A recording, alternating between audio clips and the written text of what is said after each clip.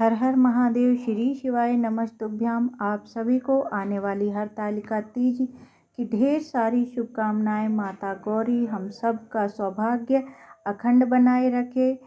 इसी मंगल कामना के साथ आज के इस वीडियो में मैं आपको हरतालिका तीज व्रत की पूजा विधि दिखाने वाली हूँ। हरतालिका तीज का व्रत भादों के महीने में शुक्ल पक्ष की तृतीया तिथि को मनाया जाता है, व्रत रखा जाता है। और हरतालिका तीज व्रत एक ऐसा व्रत है जो आजीवन रखा जाता है, कभी छोड़ा नहीं जा सकता है। और यह व्रत निर्जला रहकर किया जाता है, अर्थात पूरा दिन एवं रात्रि व्रत रखना होता है। बिना कुछ खाए पिए अगले दिन सूर्य उदय तक बिना कुछ खाए पिए रखा जाता है। और इस व्रत को कुंवारी कन्याएं और सौभाग्यवती महिलाएं बहनें माताएं रख सकती हैं। कुंवारी कन्याएं अच्छे घर और वर की कामना करते हुए इस व्रत को करती हैं और सुहागिन महिलाएं बहनें अपने पति की दीर्घ आयु, अच्छे स्वस्थ जीवन में उन्नति और परिवार में सुख समृद्धि की कामना करते हुए इस व्रत को करती हैं। और चलिए अब हम पूजा विधि देख लेते हैं। यह जो पूजन है शाम के समय प्रदोष काल में करना होता है। और यहाँ हमने चौकी लगा लिया है और पूजन में फुलेरा बहुत ज़रूरी होता है। प्लास्टिक के फूल या फिर ताज़े फूल से आप फुलेरा तैयार कर सकते हैं। और कम से कम 5 माला ज़रूर होना चाहिए फुलेरा में। यह जो 5 माला होती हैं यह 5 लड़कियां होती हैं। शिव जी की 5 पुत्रियों के नाम से लगाया जाता है। शिव जी की पुत्रियां जो हैं जया, विषहरा, शाम्भवी, दौतली और देवया। हमने चौकी लगा लिया है और लाल पीले वस्त्र बिछा लिया है और अष्टदल कमल बना लेना है आपको। और आपको एक कलश लेना है तांबे का या पीतल का। और शिव परिवार की एक फ़ोटो लें और मिट्टी से पार्थिव शिवलिंग जरूर बनाना चाहिए। भगवान भोलेनाथ, माता पार्वती, गणेश जी की मूर्ति तैयार कर लेना चाहिए। इस मूर्ति को काली मिट्टी से तैयार किया जाता है। काली मिट्टी और रेत से बनाई जाती है। अगर आप नहीं बना सकते हैं तो मार्केट से रेडीमेड मूर्ति या फ़ोटो भी ला सकते हैं। मैं प्रतिवर्ष पार्थिव शिवलिंग का निर्माण करके हरतालिका तीज का व्रत करती हूँ। अब हम दीप प्रज्वलित कर लेंगे और इसके बाद हम अपनी पूजा शुरू करते हैं।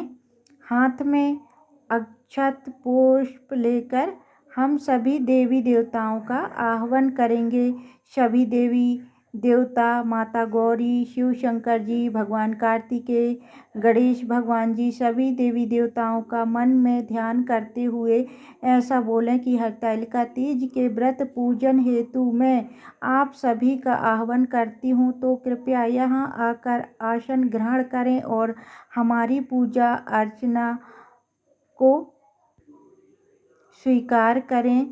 ऐसा बोलकर अक्षत इस जगह सभी देवताओं के सामने आप छोड़ देंगे और इसके बाद गंगा जल फूल की सहायता से छिड़क देते हुए भाव से स्नान करा लेंगे। इसके साथ ही हमें मिट्टी से जो शिवलिंग बनाए हैं, पार्थिव मूर्ति बनाए हैं, प्रतिमाएं बनाए हैं, उनका भी हम अभिषेक कर लेंगे। सबसे पहले गणपति जी का, फिर माता गौरी का और फिर भगवान शिव शंकर का जल से और फिर पंचामृत से स्नान करा लेंगे। आप चाहें तो अलग अलग चीज़ों से अभिषेक कर सकते हैं। यहाँ मैंने मिक्स करके पंचामृत तैयार कर लिया है। सभी चीज़ों को मिक्स करके पंचामृत बना लिया था। इसके बाद वापस साफ जल से स्नान करा लेंगे और इसके बाद गणपति जी को हम तिलक करते हैं सबसे पहले, फिर माता पार्वती को, फिर भगवान शंकर जी को अर्पित करते हैं, कार्तिकेय महाराज को अर्पित करते हैं। सभी वहाँ फोटो में विराजमान जो कलश में हमने देवी देवताओं का आह्वान किया है सबको तिलक करके टीका करके लेंगे। इसके इस प्रकार से हम सभी को चंदन, रोली, अक्षत, पुष्प सभी समर्पित करते हुए पूजन कर लेंगे। हरतालिका तीज व्रत की एक दिन पहले आप मेहंदी हाथों में लगा लें और जब इस पूजन को करें तो पूरे 16 श्रृंगार करके इस व्रत को करें। इसके साथ ही माता गौरी को हमें हल्दी और मेहंदी आज के दिन ज़रूर अर्पित करनी चाहिए। उनके हाथों में इस प्रकार से हल्दी आज के दिन आप ज़रूर लगाएं, क्योंकि हल्दी जो है वह माता जी को अति प्रिय होती है और इसे अर्पित करना चाहिए। और जो भी सामग्री हम चढ़ाएंगे वह नया चढ़ाना चाहिए। और इसके बाद देखिए, अब हम सभी को वस्त्र अर्पित कर देंगे और गणपति जी को भी, माता पार्वती को, भगवान भोलेनाथ को, सभी को कच्चे सूत से 5 बार लपेट कर जनेऊ भाव करते हुए अर्पित कर सकते हैं। और गौरी माता को भी अर्पित करते हैं। उसके आप सुपारी, चुनरी, माता को चुनरी अर्पित करें तो वह भी अर्पित कर सकते हैं। और इसके साथ ही शिव जी को हम बेलपत्र अर्पित करते देंगे। शिव जी की जो भी प्रिय चीज़ें हैं, अगर आपके वहाँ है, मिल जाती है आपको इजली, तो आपके पास है, जैसे कि आप सफ़ेद फूल, बेलपत्र, आंकड़े का फूल, आंकड़े का फल, पत्ता, आंकड़े का फूल, धतूरे का फूल, धतूरे का फल, यह सभी चीज़ें आप शिव जी के प्रिय चीज़ें हैं। और इसके साथ ही गणपति जी को दूर्वा अर्पित कर देंगे हम। वैसे तो रात्रि जागरण का विधान है, आप एक अखंड दीप जरूर जलाकर रखें अगर आप रात्रि को जागरण नहीं कर सकते हैं तो। और वस्त्र रूपी कलावा भी इत्र लगाकर समर्पित करें। और इसके साथ सिंदूरदानी को, जो भी यह पूजा की जाती है, वहाँ पर रख लें और माता गौरी के नाम से कुछ सुहाग की सामग्री ज़रूर भेंट करें। आप 16 श्रृंगार चढ़ा सकते हैं। और इसके साथ ही देखिए, 5 तरह के, यहाँ 3 तरह के जितने भी आपको ऋतुफल आप अर्पित करें। जब माता पार्वती ने शिव जी को पति के रूप में पाने के लिए कड़ी तपस्या की, उस समय माता पार्वती की जो सहेलियां थीं उन्होंने अगवा कर लिया था। इस कारण से इस व्रत को हरतालिका तीज का व्रत कहा जाता है, क्योंकि हर का मतलब हरण करना होता है और तालिका का मतलब सहेलियां द्वारा अपहरण करना। इसको मिलाकर हरतालिका कहलाता है। इसके साथ ही आप अपने घर में जो भी पकवान बनाई हैं उनका भोग अर्पित करें। और देखिए, हरतालिका तीज के व्रत की कथा पुस्तिका का भी आप पूजन करें। अब हमें कथा पढ़नी होती है तो आप किसी से सुन सकते हैं, किसी पंडित से सुन सकते हैं या खुद भी पढ़ सकते हैं। इस प्रकार अपने दाहिने हाथ में पुष्प लेकर या थोड़े से अक्षत लेकर हम हरतालिका तीज के व्रत की कथा पढ़ लेंगे। तो देखिए, इस प्रकार पूजन को सभी परिवार के लोगों के साथ मिलकर करें तो बहुत अच्छा होता है। सभी भजन करें, साथ में कीर्तन करें। और अगर ज़्यादा से ज़्यादा कोई नहीं आ सकता है, बैठ सकते हैं, तो आप अपने पति को इस पूजा में ज़रूर सम्मिलित करें, क्योंकि यह व्रत पूजन आप उनके लिए ही कर रही हैं। और देखिए, होता है तो ऐसा है कि अगर किसी कारणवश हरतालिका तीज का व्रत महिलाएं, माताएं नहीं रह सकती हैं, किसी कारणवश रख पाती हैं, तो उनके पति उनकी जगह पर व्रत रख लेते हैं। और देखिए, इस प्रकार में 4 पहर का व्रत किया जाता है कि पूजा की जाती है, पूजा का विधान होता है। और पूजन करते समय आप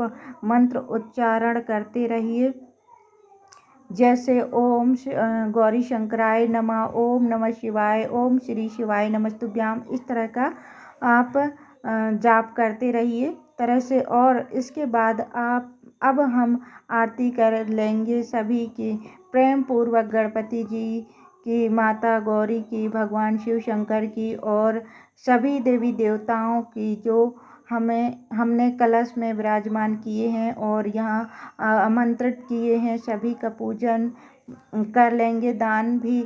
और फिर उसके बाद हमें दक्षिणा पंडित के लिए या किसी हमारे बुज़ुर्ग हैं, माताएं हैं, सुहागिन महिलाएं, हम उनको भी दान कर सकते हैं, निकाला जाता है। उसमें साड़ी, सुहाग की सामग्री और कुछ दक्षिणा भी आप निकाल कर रख सकते हैं। छोटा सा हवन भी आपको ज़रूर करना चाहिए।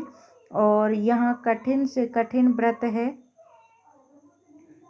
आप इस प्रकार 5, 7, 11 आहुतियाँ दें और इसके साथ जो भी सामग्री आपने बनाई है, चढ़ाई होगी, जो घर में भी पकवान बनाए होंगे, उन्हें भी थोड़ा थोड़ा तोड़कर इस हवन में अवश्य उनका भी हवन करें। ऐसा माना जाता है कि हवन में दी हुई आहुतियाँ सीधे भगवान को स्वीकार होती हैं। और अंत में आप एक लौंग की जोड़ी की और एक इलायची की आहुति मुख शुद्धि के लिए ज़रूर दें। इससे हमारा जो भी हवन है वह संपूर्ण माना जाता है। तो इस प्रकार से पूजा, भोग, आरती, हवन विधि विधान से सभी संपन्न करने के बाद आप एक लोटे में साफ जल और फूल की सहायता से चौकी पर आप पहले आचमन करा दें।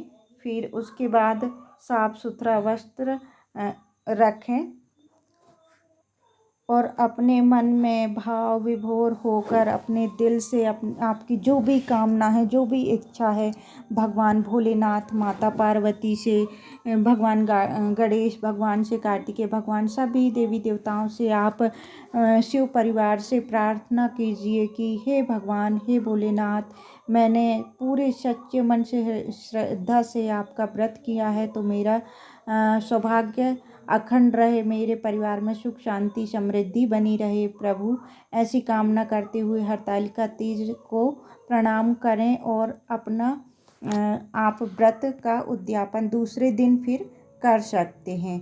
अगर वीडियो अच्छा लगा हो, जानकारी आपको अच्छी लगी हो, तो लाइक कीजिएगा, कमेंट में हर हर महादेव ज़रूर लिखिएगा, सब्सक्राइब कीजिएगा एंड अपने फैमिली फ्रेंड को शेयर ज़रूर कीजिएगा।